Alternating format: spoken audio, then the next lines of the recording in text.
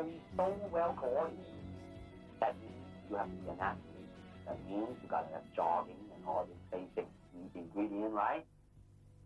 Well, my dad made a point at the time that he was training that there were a lot of martial artists who weren't paying enough attention to their instrument, you know, and certainly the instrument of the body is what you're going to be using in your practice of the martial arts.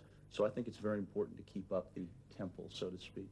I'm interested in that point you reach where you actually fail from exhaustion at something, whether it's a weight training exercise or a cardiovascular exercise.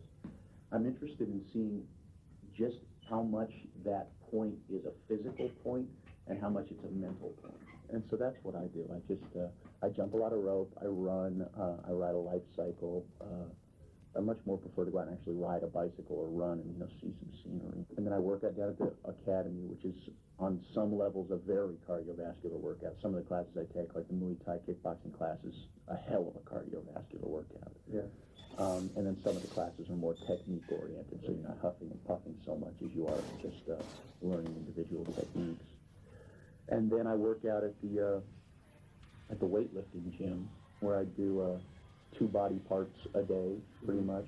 And then I break that up occasionally, so I do like back and biceps on one day, chest and triceps on another day, or something else, and delts and legs on the third, or something like that. And it was just switch it.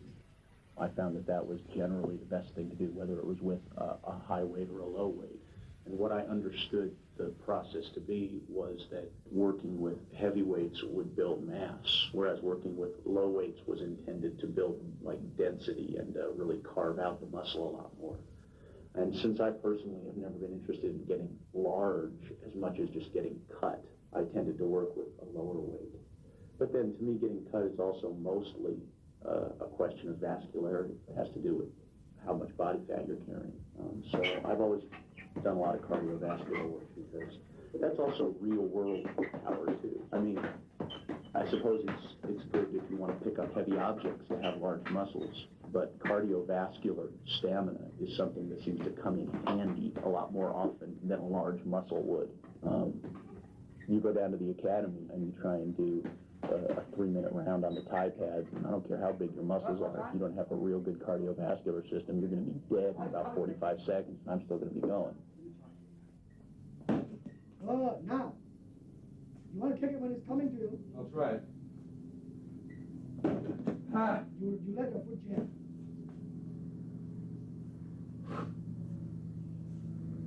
Drive the sucker. You're pushing. Okay, now, Jim, go and kick a bean back and give me the thrust the sucker to Kingdom Hub.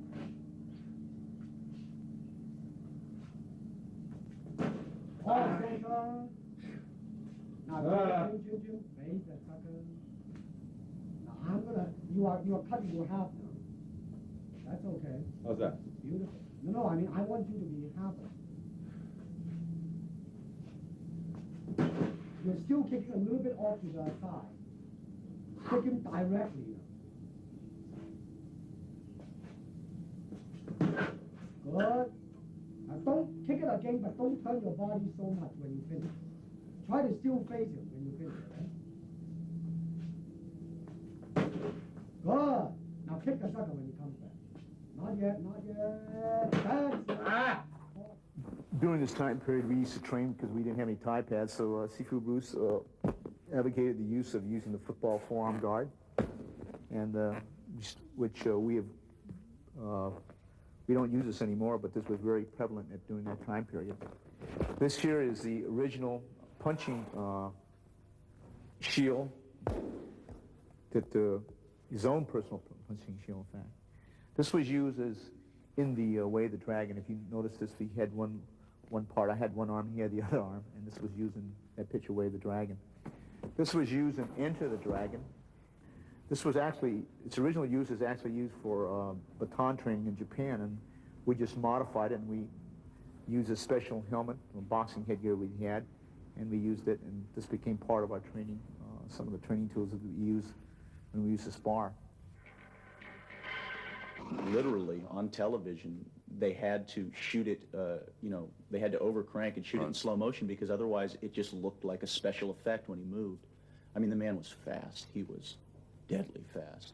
I've really never encountered anyone in all of my training since who was as fast. You can certainly train for speed. I think that training for speed is, number one, it's a genetic factor. Yeah, certainly. There are some people who are just gifted. They are fast naturally. But I think training for speed, on the whole, is a question of muscle memory.